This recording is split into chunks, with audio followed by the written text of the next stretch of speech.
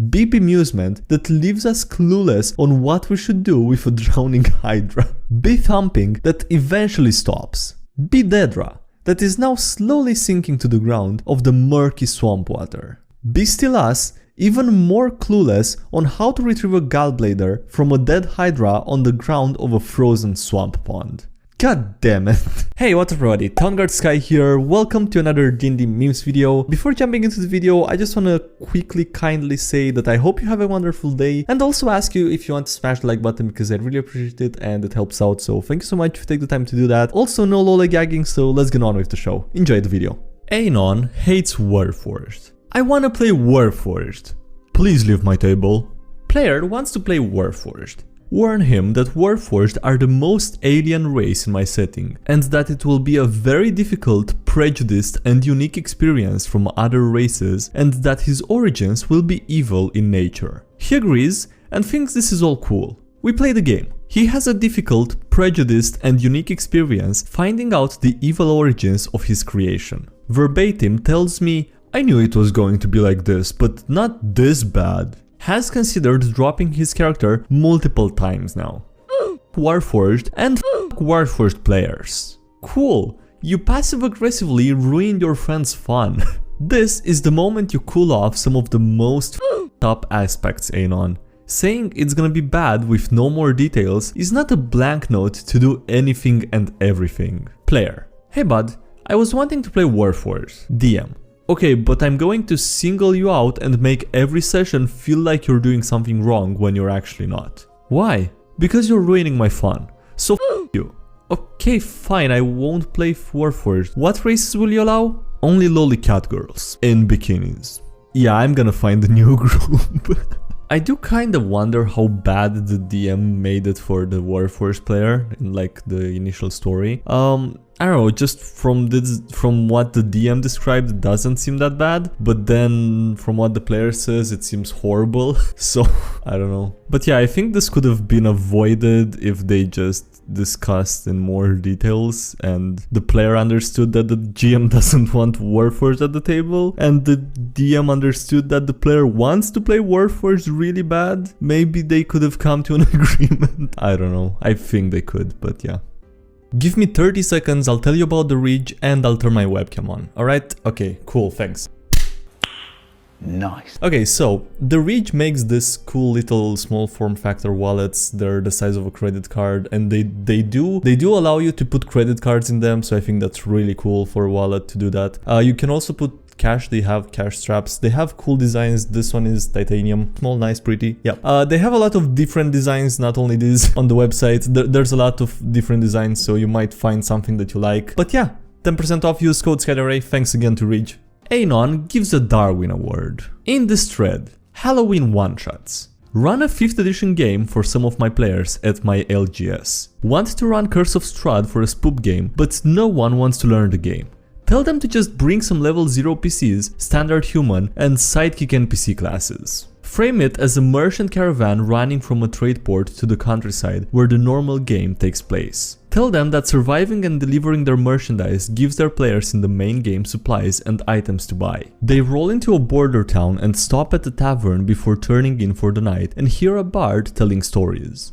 Beware these nights. The Black Rider is on the prowl. If you see him, flee where he may not follow lest you fall to his blade. The bard tells the tale of a knight who sold his soul for the fastest steed, one that could outrun death itself. He lived as a highwayman, killing people for their gold and possessions and running from death. Once he was old and weary of running, he tried to dismount and allow death to catch him. But his feet stuck to his stirrups and the horse ran again. Over the last 300 years, the curse drove him mad and corrupted him. Now, he rides the night, killing all that cross his path. First night of the trip comes and they hear a horse rider coming up behind them. They all roll initiative, even though I haven't asked yet. Decide to roll for the rider, as tracking move on initiative will make it more tense anyway. Roll initiative, but oh well, they get to run before the chase starts, which is what I wanted anyway. Warrior bro decides to run up and attack. This guy has 300 years of loot. Imagine how much we can bring to our main characters if we kill him. They all agree. TPK, because I can't think of any reason to not let them accept their Darwin award. What the f*** going on? That combat wasn't balanced at all. I pack up my screen and minis and just leave. That was 2 days of prep wasted. Anyone have stories of better Halloween one-shots? That time the DM wouldn't let me cast a cantrip because it only lasts a minute. This took place in a Pathfinder Adventurers League kinda game.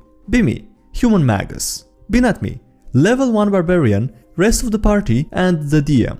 Get to the city's sewers because it's always the hobos who live down in the who know things about high society politics apparently. The sewers are completely dark. None of you can see a thing.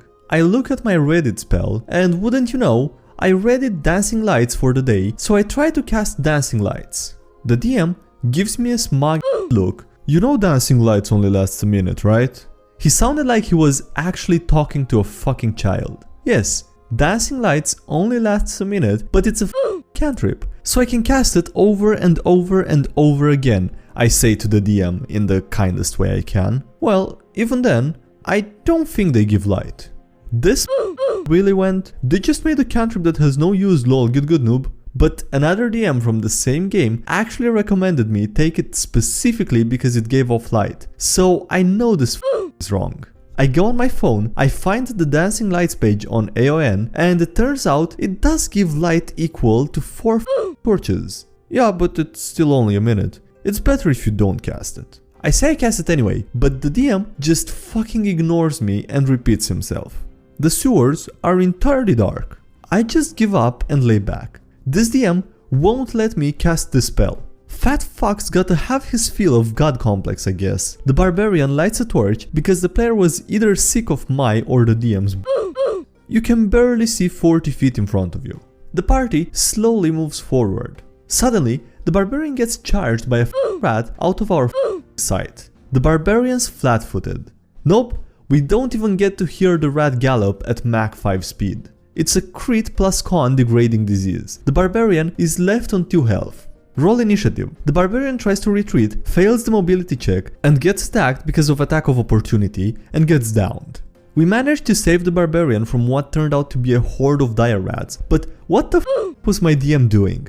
I might be the idiot in this case, since I am new to Pathfinder, but I can't find any honest reason why my DM wouldn't let me cast dancing lights other than that he would have to think of a more creative encounter than a galloping rat. God damn it, dude. Yeah, no, it sounds exactly like the DM just wanted to make what he wanted to make happen with the rats, and you would have stopped his plan, and that was not fine. Jesus. No one told me, but I guess we're having a bad DM contest today. When I accidentally made a shadow government. I don't like being the leader in any TTRPG group. It's less about me being too scared to lead, but more about fear of leading the party into things they wouldn't normally do. Here is a story about me avoiding leadership duties, resulting in me creating a shadow government. Playing Dungeon World. Be me, Lantern. Think Green Lantern, but more fantasy. Be not me. Dumb but lovable Necromancer player. Necromancer is the party leader after Lantern requested to not lead. Necromancer dies saving the country, but made a deal with death to come back to life in exchange for his luck. Necromancer now gets -3 to all rolls. Party realizes that this is terrible and embark on an adventure in a magical casino to win back his luck. Party accidentally resets the timeline, getting the Necromancer his luck back. When we return to our home country, the Necromancer is apparently king in this timeline. Oops. Necromancer likes the idea of being king, and spends his time as king greeting people, getting free food, and partying. Necromancer leaves all boring decision making to Lantern. Lantern doesn't want to. Necromancer is insistent. Cue to Lantern making policy changes to the country. Cue to bad decisions that Lantern makes getting redirected to the Necromancer. Cue the Necromancer smoothing things over with his good PR. Cue Lantern realizing he's puppeting the Necromancer and controlling the entire country with a cabal of loyal politicians. Cue our country getting invaded by the undead. Lantern's policy changes helped bolster our defenses in advance and we wiped the undead army. Turns out, I make a fantastic overlord. Nice. I was expecting, I guess, a bad ending to this somehow, but this turned out pretty well. Not gonna lie, this turned out pretty well for everyone. Hydroanatomy 101. Be us. Party of level 20 demigods with mythic homebrew abilities. Be Hydra, owner of a gallbladder that we need. Be Swamp, place where the Hydra resides. Be Kerfuffle, which ensues between us and the Hydra. Be Many-Headed Coward, that decides to retreat underwater after getting a few heads chopped off. Be us with no means of fighting it underwater. Be our Frost Paladin that uses his mythical powers to simply freeze the Hydra pond in a thick layer of ice. Be wondering if Hydras are actually amphibious or not. Be Time that passes. Be Desperation that sets into the Hydra when it frantically but uselessly starts bashing against the thick layer of ice. Be Bemusement that leaves us clueless on what we should do with a drowning Hydra. Be Thumping that eventually stops. Be Dedra that is now slowly sinking to the ground of the murky swamp water. Be Still Us, even more clueless on how to retrieve a gallbladder from a dead Hydra on the ground of a frozen swamp pond. God damn it. Okay, I had to search what in the hell a gallbladder is. I did realize what it was and that I probably should have been pronouncing it as gallbladder, but it is what it is now. I didn't know that's how it's called in English, but alright. Nearly TPK'd the party with a fairy. Be me, newish DM. Be running Homebrew Curse of Strahd with some significant changes to the lore. Have an idea for a cool side plot with Dark Necromancer fairies. Have 2 PCs, level 2 Goliath Paladin and level 2 Dragonborn Fighter, and have a caster NPC Warlock. Party is nearly at full resources. Give them a quick encounter with one of the fairies and her forcibly bound undead paladin. They decide to attack the fairy. Wait, what? Okay, don't worry, they only need to break the fairy's concentration to win. Roll initiative. Only the Warlock and the Fighter roll over an 18. In the first round, the Fighter is yeeted off his mount by the Paladin and loses half of his health in one hit. He has 9 health left. No one can roll over a 7. The Fairy never rolls below a 14, lands like 4 crits through the fight. Fairy has -2 con and never loses concentration. Paladin lands a critical hit on the Goliath, rolls maximum damage and gets 24 damage total. Goliath only has 22 health. Panic. PC uses Stone's Endurance and removes 2 health. Feel bad and remove 2 more from the hit, so it's only 20 damage. Goliath has 2 health left. Fudge Fairy's next concentration saving throw, break the spell, and the undead paladin turns on Summoner. Yeets the fairy into mist and leaves the party with 14 health total. Feel bad and give them a friendly undead paladin ally.